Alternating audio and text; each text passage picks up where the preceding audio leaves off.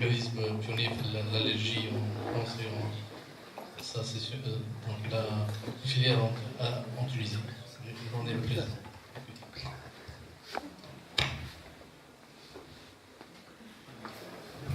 Merci. Je voudrais remercier les organisateurs, donc l'association des médecins de libre pratique de la région de Gabès et mon ami Faisal Pali qui m'a invité. Un seul instant, dès qu'il m'a dit je vais venir. Je suis très content d'être ici parmi vous. Je vais essayer de faire un continuum avec ce qu'a dit le professeur, d'essayer de ne pas répéter certaines choses, donc je vais, peut-être certains diapos, je vais passer un peu plus rapidement. Alors, on m'a demandé de parler de l'asthme pollinique et du bilan allergologique. Alors, l'asthme, c'est une des maladies chroniques les plus répandues dans le monde, avec environ 300 millions de personnes atteintes. Là, je donne les chiffres du GINA, l'Initiative for Asthma, qui est un peu des experts qui se réunissent depuis plusieurs années pour définir l'asthme et la conduite pratique dans l'asthme. La prévalence, notamment chez les enfants, est une cause majeure d'absentéisme scolaire et professionnel. Alors voilà un peu la prévalence de l'asthme, c'est les enfants. Vous voyez que la Tunisie, dans cette étude qui a été faite, qui est sortie dans le GINA d'ailleurs en 2014, mais l'étude est assez ancienne, et la Tunisie est située dans la fourchette de 5 à 10% environ d'asthme chez les enfants. Voilà une autre étude qui a été faite dans laquelle la Tunisie a participé, et c'était un peu la prévalence de l'asthme en plus en général en Tunisie, et qui retrouvait une prévalence d'environ 3,7%. Et puis enfin, voici une étude un peu plus récente, qui est en cours de publication, qui a été faite dans notre équipe à Tunis, et qui a porté sur environ plus de 4000 foyers du Grand Tunis dans la population générale, et qui retrouve une prévalence un peu plus élevée, d'environ 7%, et je pense que c'est celle qui se rapproche le plus de la réalité. C'est une étude qui a été faite sur des sujets qui avaient moins de 50 ans. Donc l'asthme. Alors, c'est une maladie hétérogène caractérisée habituellement par une inflammation chronique des voies respiratoires. Des symptômes respiratoires, sibilants, dyspnée, pression thoracique et la toux qui est variable dans le temps et l'intensité, avec une variabilité de la limitation du flux expiratoire. Alors avant, on disait toujours que l'asthme est une obstruction réversible. Maintenant, on ne parle plus de réversible, on dit variabilité. C'est un terme un peu plus... Problème de micro.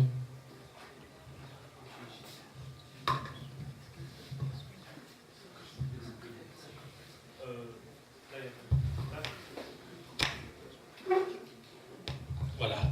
Donc, la variabilité, pourquoi? Parce que la maladie est vraiment... le flux respiratoire est variable, et donc ce terme a été retenu depuis 2014 dans le nouveau GINA. Alors, il est caractérisé par une obstruction bronchique réversible, donc conséquence de plusieurs phénomènes complexes qui entraînent la bronchosténose, dérèglement du système nerveux autonome et réaction inflammatoire, avec pour conséquence l'hyperréactivité bronchique. Alors, l'hyperréactivité bronchique, ça définit complètement l'asthme. C'est cette réactivité anormale à certains stimuli, qui peuvent être allergènes, bien sûr, physiques, chimiques ou pharmacologiques, qu'on utilise pour faire les tests de provocation bronchique. Alors voilà ce qui se passe. Vous avez la comparaison entre deux branches, une saine et une branche pendant une crise d'asthme. Il y a cet œdème de la muqueuse et puis une réduction du calibre. Et vous allez voir que le traitement va agir sur ces deux phénomènes. Pour l'œdème, ça va être les corticoïdes inhalés. Et pour la réduction du calibre, ça va être les bronchodilatateurs. Donc voilà un peu le traitement de l'asthme. Alors, l'asthme, c'est en général une pathologie de diagnostic facile. Il est évoqué par la clinique. Entre les crises en consultation, on va trouver ces épisodes de difficultés respiratoires intermittentes, spontanées, chez un adulte, en général jeune. Ça commence, puisque ça commence jeune, et qui est réversible spontanément sous bronchodilatation. Lors de la crise, le diagnostic est évident. Si on assiste à la crise, on va trouver ce patient avec ses sibilants, cette dyspnée expiratoire, la mise en jeu des muscles respiratoires accessoires, et puis on peut, bien sûr, avec des bronchodilateurs, réduire la crise. Donc voilà un peu cette petite introduction qui me semblait nécessaire parce que j'avais parlé avec Faisal au départ et disant un peu quel était le public auquel j'allais avoir accès, donc l'asthme pollinique.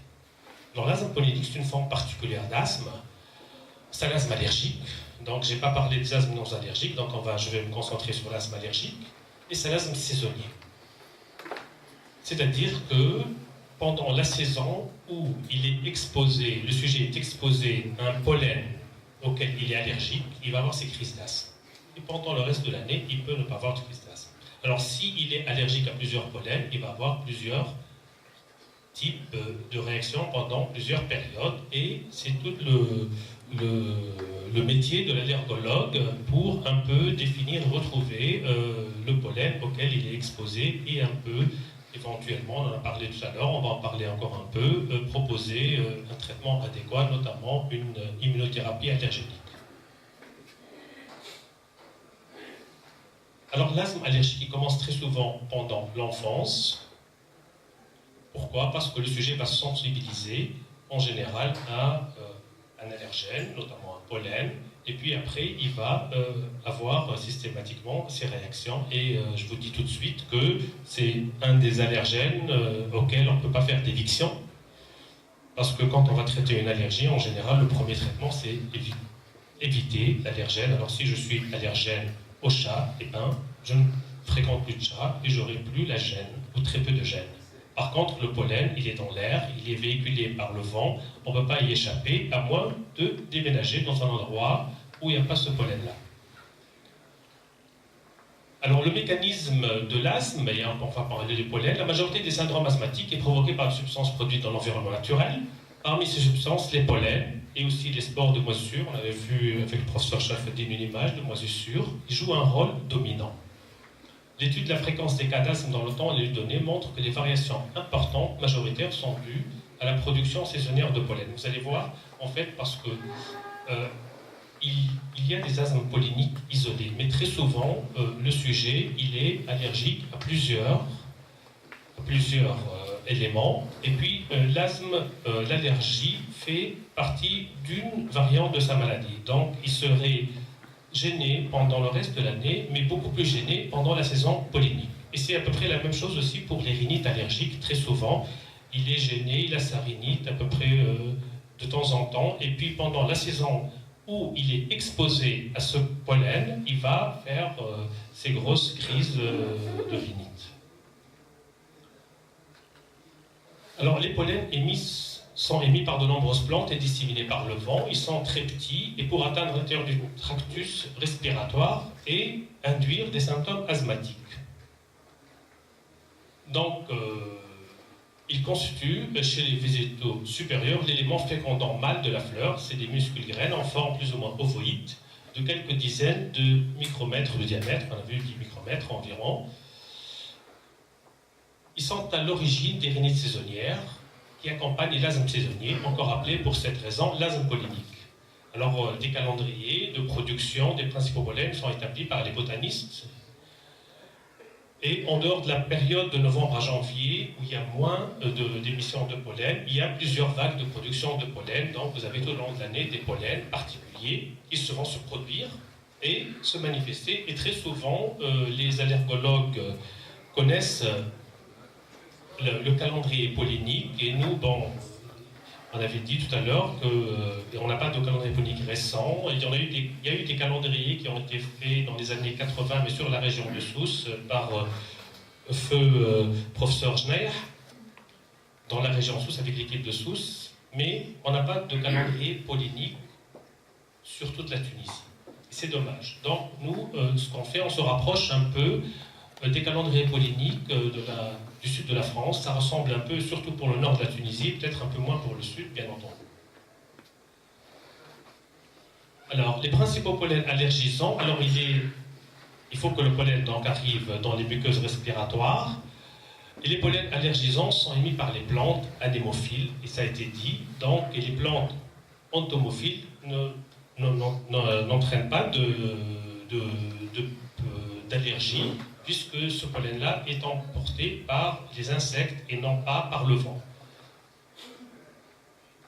et c'est la substance protéique ou glucoprotéique du pollen qui va induire la réaction immunologique qui est responsable de la réaction allergique.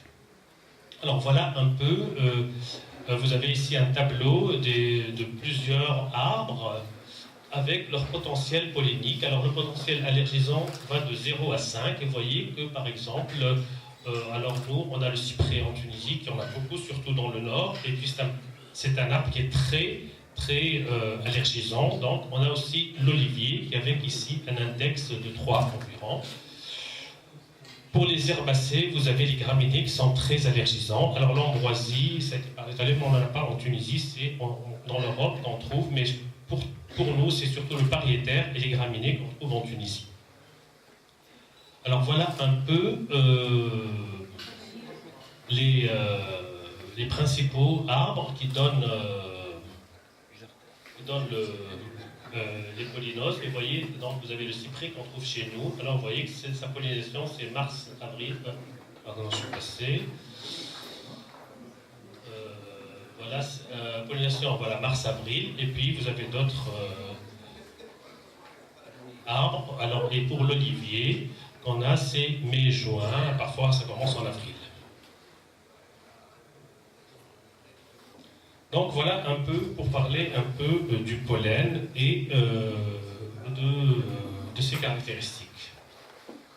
Alors, maintenant on va revenir à l'asthme. Alors l'asthme, à la première consultation, il faut d'abord affirmer le diagnostic.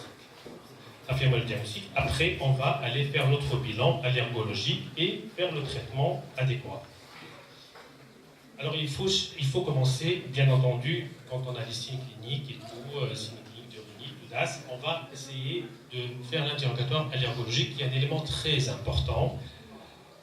Alors, l'allergologie, ce n'est pas l'immunothérapie allergénique. L'immunothérapie allergénique, c'est un tout petit chapitre de l'allergologie. L'allergologie, c'est essentiellement le diagnostic clinique et allergologique pour retrouver l'allergène, parce que parfois, on peut faire de l'éviction et en terminer avec. Donc il faut chercher un peu les facteurs déclenchants, poussière, animaux, pollen, aliments, autres. Rechercher des facteurs déclenchants climatiques, qui sont des facteurs surajoutés, très souvent, l'humidité, la sécheresse, le vent, le froid, l'altitude et autres. Et puis le mode de vie et l'environnement sont très importants. Les professions, l'habitat, l'hobby, jardinage, sport, il y en a qui font du cheval, il y en a qui vont chasser le gibier et tout, et ça c'est des hobbies et des habitudes qui vont entraîner des réactions allergiques. On va chercher la présence d'animaux. Bon, le tabagisme aussi c'est un facteur juste aggravant. Et d'autres facteurs qui sont moins allergiques en dehors des médicaments. Alors les médicaments c'est pas de l'allergie, en fait c'est une hypersensibilité, on va appeler ça. Les épisodes infectieux, l'effort, l'exacerbation prémenstruelle, pérosiste, psychologie, et tout ça rentre dans le cadre de l'interrogatoire allergologique. Après, il y a l'évaluation ORL, donc je vais passer, puisqu'on en a parlé tout à l'heure, l'évaluation respiratoire de la crise d'asthme. Là, on va revenir à la date d'apparition, la périodicité, les crises paroxystiques, la fréquence, l'intensité, l'horaire, la dyspnée intercritique, la dyspnée d'effort, les signes associés, l'équivalent d'asthme, parfois des sujets qui n'ont qu'une toux isolée, et ils vont errer de médecin en médecin, et en fait, c'est asthmatique. Les traitements qu'ils ont eu, et puis l'état au moment de la consultation, qui peut permettre aussi de poser le diagnostic. Donc voilà un peu. Dans tous les cas, à la première consultation, il y a 3 éléments indispensables de prise en charge de l'asthmatique. La radiographie du thorax, elle est indispensable, et malheureusement, on voit encore des asthmatiques qui sont suivis pendant plusieurs années sans avoir eu une radiographie du thorax, et ça entraîne parfois des erreurs diagnostiques.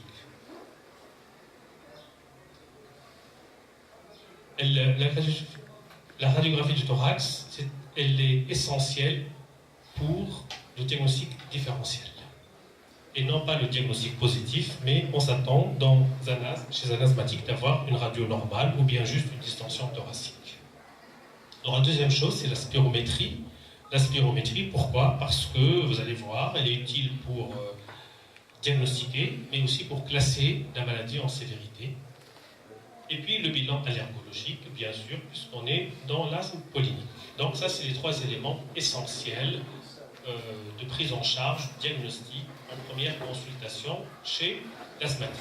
Et bien entendu, si la radiographie du thorax, on peut la faire, la demander en phase aiguë d'une crise, ni la spirométrie et ni le bilan allergologique ne seront faits si le sujet se présente avec une crise d'asthme. C'est des examens complémentaires qui vont être faits à distance d'une crise d'asthme parce que la spirométrie n'a aucun intérêt lors de la crise, le patient ne peut pas souffler, il n'arrive pas à respirer déjà, et puis les tests cutanés ne seront pas pratiqués pendant une crise d'asthme, puisque le sujet est en crise, ça peut l'aggraver, et donc avant de commencer à faire des tests allergologiques, en général, on va ausculter le patient pour rechercher s'il a des sibilants ou s'il est gêné, auquel cas on décalera les tests cutanés pour une autre période. Alors pour l'asthme pollinique et pour la rhinite allergique, il faut éviter de faire les tests pendant la période supposée de gène de polynose, c'est-à-dire si on a un sujet qui vient au printemps avec des symptômes de rhinite allergique, même s'il s'améliore au bout de quelques jours, on ne va pas faire un test tout de suite. On va dire, on va lui donner un traitement, le laisser se reposer et le revoir en dehors de la période supposée où il fait ses rhinites ou bien son asthme pour ne pas provoquer chez lui une réaction inadéquate. Donc ça, c'est des tests cutanés pour passer. Alors les autres examens. Donc il y a beaucoup d'autres examens qui sont demandés et je vais vous dire tout de suite que très peu ont d'intérêt. Donc les yeux totales n'ont aucun intérêt. Pratique, puisqu'ils ne sont pas du tout spécifiques. Alors le dosage des yeux spécifiques ont des indications très particulières. D'abord, c'est un examen qui coûte cher. Donc on va les faire quand les tests cutanés sont impossibles ou les tests cutanés sont négatifs. Alors les tests cutanés sont impossibles, c'est-à-dire dans le cas où on a un dermographisme. Le sujet réagit, dès qu'on touche sa peau, il va faire une réaction, donc on ne peut pas faire le distinguo entre le test cutané positif et négatif. Quand les tests cutanés sont négatifs, on peut être parfois amené à faire des IgE spécifiques, mais il faut bien cibler puisque chaque examen, chaque immunoglobuline est payé à part. Alors les tests multi-allergéniques ont perdu beaucoup de leur intérêt. On n'utilise pratiquement plus. Donc, on n'utilise pratiquement plus. Pourquoi? Parce que c'est des tests qualitatifs, mais qui n'ont pas beaucoup de spécificité, donc on n'utilise pratiquement plus. Il vaut mieux aller faire des tests cutanés, même aller faire des tests cutanés natifs. Les tests de provocation spécifiques ne doivent pas être utilisés en dehors de la pathologie professionnelle. Ils sont dangereux, ils ne sont pas codifiés et nécessitent que le patient soit pris en charge en milieu hospitalier pendant au moins 48 heures. Pourquoi? Parce que ce n'est pas une réaction qui est codifiée, on ne sait pas comment elle va réagir, il peut réagir de façon tardive et faire une réaction sévère. On peut l'utiliser quand on a une rhinite isolée et pas d'asthme. C'est différent, parce que s'il fait une rhinite, c'est pas grave, mais s'il fait une crise d'asthme, il peut en mourir. Alors, la spirométrie, donc c'est la spirométrie, on fait une courbe de bivolume en général, c'est un examen qui est simple, on peut faire aussi mesure des résistances chez les enfants, donc quand on dispose d'un plethysmographe. Alors, cette spirométrie, qu'est-ce qu'on va trouver? On va trouver, elle peut être normale, en dehors des crises, mais elle peut être aussi perturbée et elle va montrer essentiellement un syndrome obstructif qui est réversible. Partiellement ou totalement réversible. Et comment on va faire la réversibilité? Donc on fait notre spirométrie, ici le VMS, et après on fait la courbe des volumes, et après on va donner 4 bouffées de salbutamol, et après un quart d'heure on va refaire la spirométrie, et si le sujet s'améliore de 200 ml et ou de 12%, on va considérer qu'il y a une réversibilité. Alors, le test de réversibilité doit être fait systématiquement. Pourquoi? Parce qu'il peut avoir une spirométrie normale, Ça ne veut rien dire parce que c'est une spirométrie normale en fonction en fait de normes selon le poids, l'âge, le sexe. Et on peut être sur norme, au-dessus des normes ou en dessous des normes. Donc il faut faire systématiquement le test de bronchomotricité et sinon on ne peut pas retenir le résultat. Même s'il a une spirométrie normale, on fait le test de bronchomotricité et s'il améliore, eh bien, il a une obstruction. Donc, diagnostiquer l'asthme, c'est un contexte clinique évocateur, plus un trouble ventilatoire obstructif réversible, ça donne l'asthme, mais on n'a pas besoin obligatoirement d'avoir ce trouble respiratoire obstructif pour retenir l'asthme. Si on a le contexte clinique évocateur, ça suffit pour retenir l'asthme. Alors parfois, on va, si on veut vraiment aller chercher et qu'on a un doute, on peut faire un test de provocation bronchique non spécifique. Celui-là, il est bien codifié. C'est-à-dire qu'on va donner de la métacholine ou de l'acétylcholine au sujet qui a une spirométrie normale et quand on a un doute si c'est un asthme ou c'est pas un asthme, et en général il va baisser son VMS et confirmer la maladie asthmatique. Alors après, on va classer l'asthme.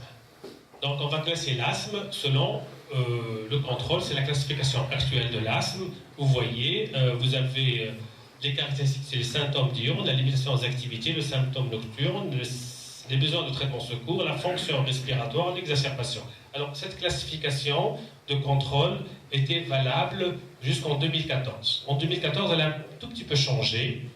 Je vais vous dire 2 mots après dessus, mais on la garde quand même parce qu'elle est intéressante sur ce plan-là. Alors, qu'est-ce qu'un asthme contrôlé? Un asthme contrôlé, c'est un asthme où tous les voyants sont au vert. Donc, il n'y a pas de symptômes diurnes, il n'y a pas de limitation aux activités, il n'y a pas de symptômes nocturnes, il y a un besoin de moins de 2 fois par semaine de traitement secours, la fonction est normale, respiratoire, il n'y a pas d'exacerbation. Donc, il sera considéré comme partiellement contrôlé si on a n'importe quelle caractéristique à n'importe quelle semaine. Alors, on classe toujours selon les 4 dernières semaines. Si on a 3 ou plus de caractéristiques, on va dire que l'asthme est non contrôlé. Donc ça, c'est la nouvelle classification. Avant, on classait l'asthme en sévérité. C'est une classification qui est toujours intéressante, je ne l'ai pas mise, sévérité, parce que quand on prend en charge une première fois le patient, c'est bien de classer en sévérité, ça nous permet de donner le traitement, mais après, une fois qu'il est sous traitement, on va classer en contrôle parce que ça permet d'ajuster le traitement selon ce qu'on a. Alors ça, c'est la classification de la rhinite allergique, donc c'est exactement la même que tout à l'heure. Qu'avait montré le docteur Shamsuddin, juste on dit 4 jours par semaine ou 4 semaines consécutifs. Donc les 4, on issue pour les jours par semaine. Donc ça c'est la classification de l'ARIA, je passe. Et alors, je vous avais dit qu'en 2014, la classification de l'asthme en contrôle a un tout petit peu changé. Il y a juste une chose, c'est que la fonction respiratoire a été retirée du contrôle et mise dans l'évaluation des facteurs de mauvais contrôle de l'asthme. C'est juste ça, donc vous voyez ici que le VMS bas est retrouvé ici alors qu'il était dans la classification de contrôle tout à l'heure. Donc on arrive au traitement. Au traitement, je vais me baser sur le traitement du GINA. Alors ça c'est le GINA 2014, c'est la même chose après 2015. Vous voyez, la grande nouveauté de ce GINA se situe dans 2 choses.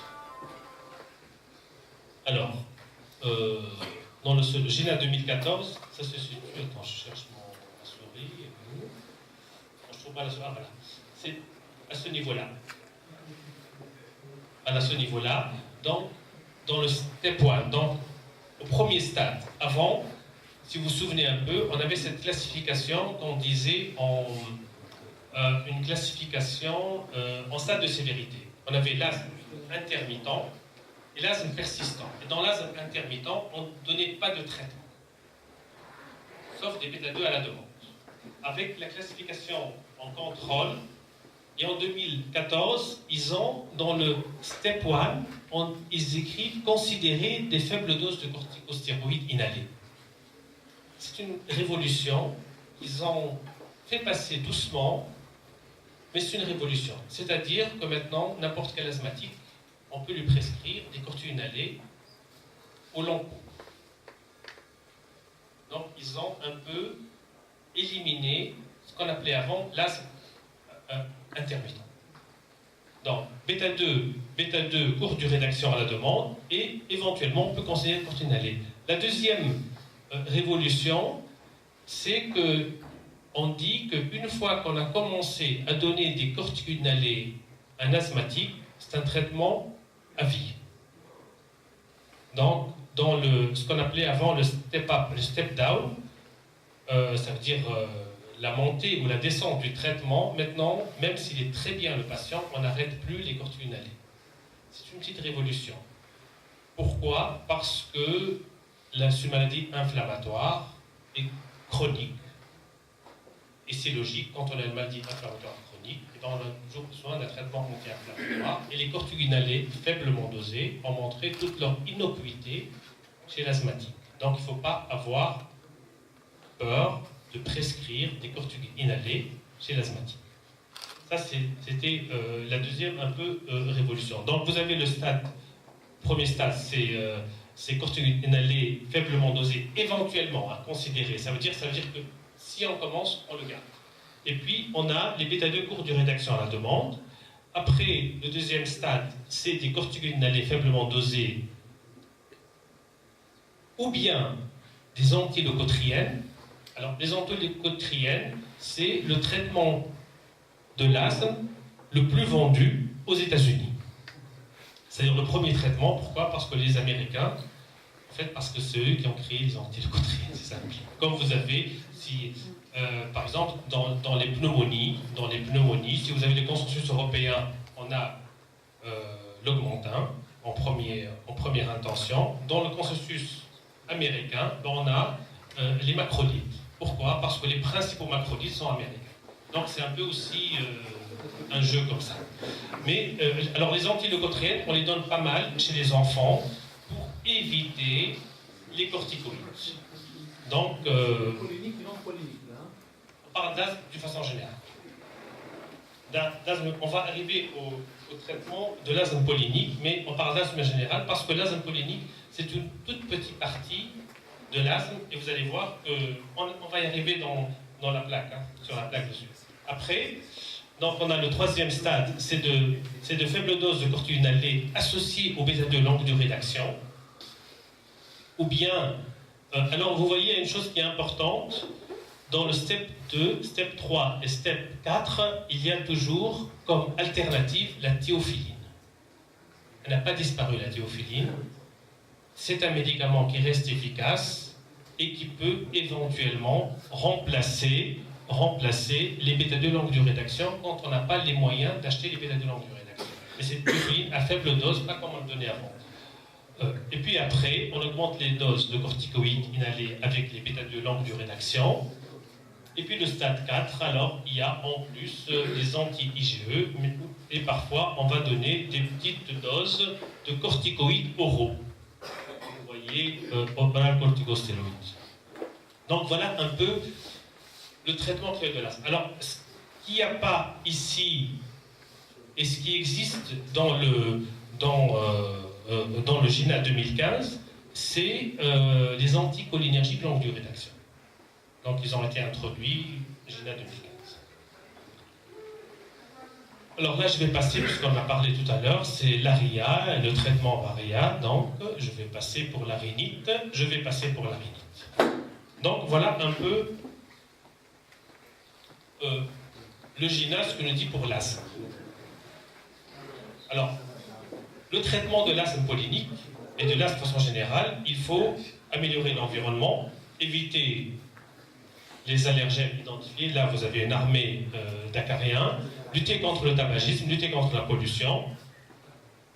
S'assurer que le patient prend correctement son traitement, difficultés techniques, création, démonstration, apprentissage, soit du procédé adapté, spray, chandellation, inhalateur de poudre sèche, tout ça fait partie du traitement de l'asthme.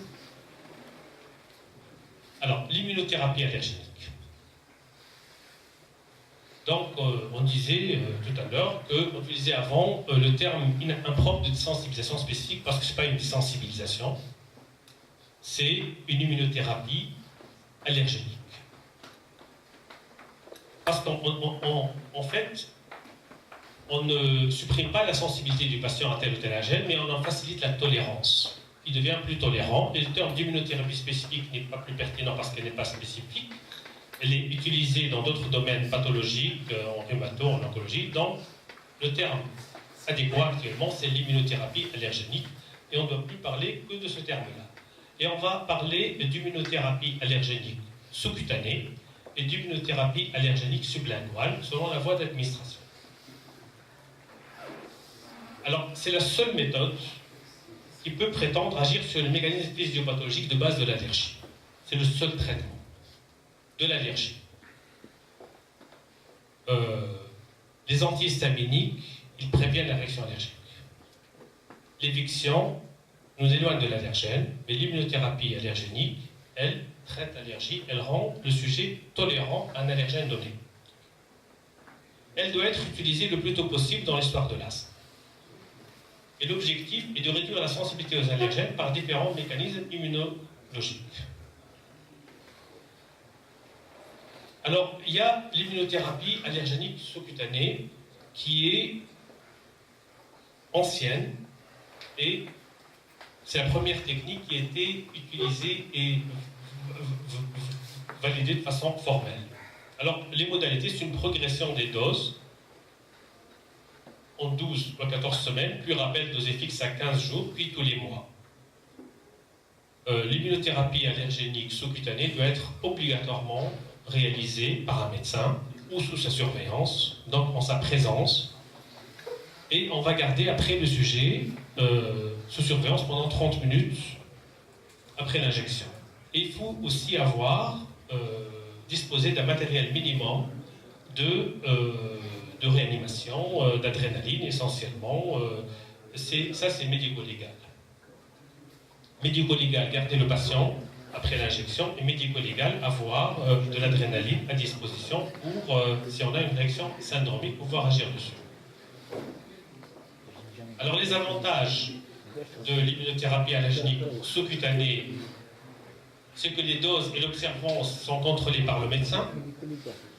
C'est un faible coût par rapport à l'immunothérapie sublinguale dont on va parler un petit moment après. Et son efficacité est comparable à l'immunothérapie sublinguale.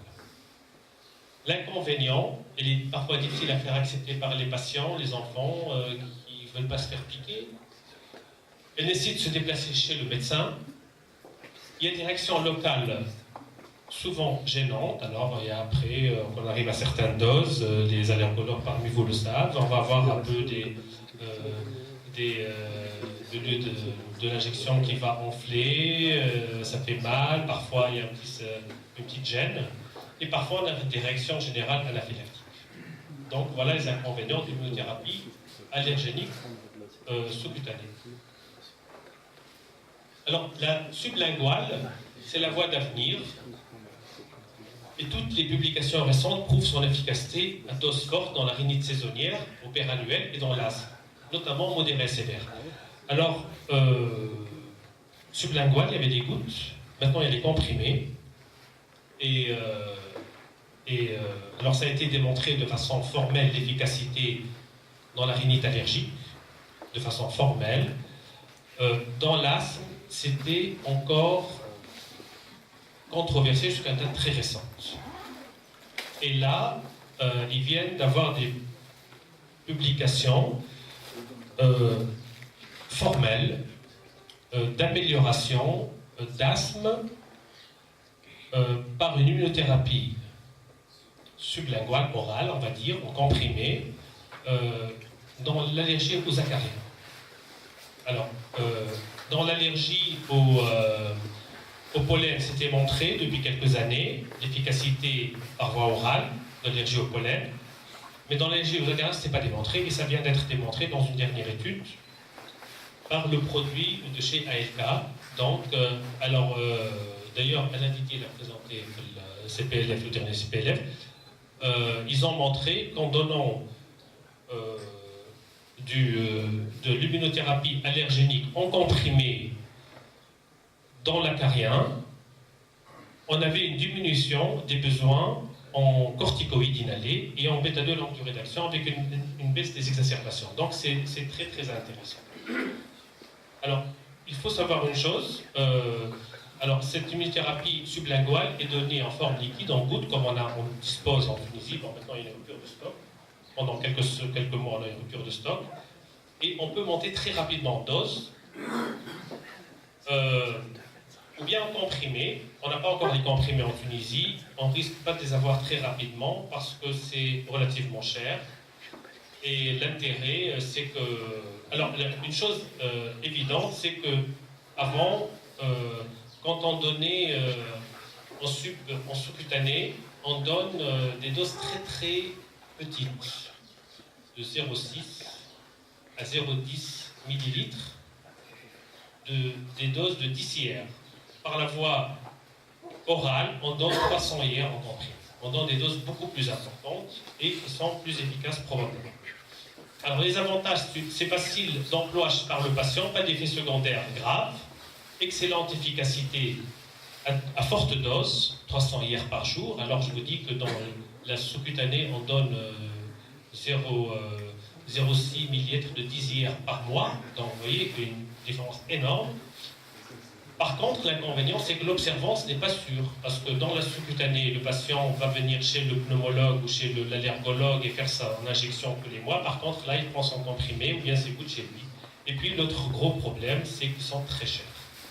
Alors, par exemple, pour la sublinguale, actuellement, qu'on utilise en Tunisie, ça coûte environ dans les 90 dinars par mois. Donc, c'est vraiment, ça peut être très cher et c'est pas remboursé par la sécurité sociale. Alors, cet asthme pollinique, c'est un asthme allergique saisonnier. Les crises sont rapprochées pendant la période de l'année et souvent associées à une rhinite allergique. Alors, je voudrais dire une chose, c'est qu'il n'y a pas d'éviction ou très difficile de faire l'éviction de l'asthme pollinique. Et on a trois choses.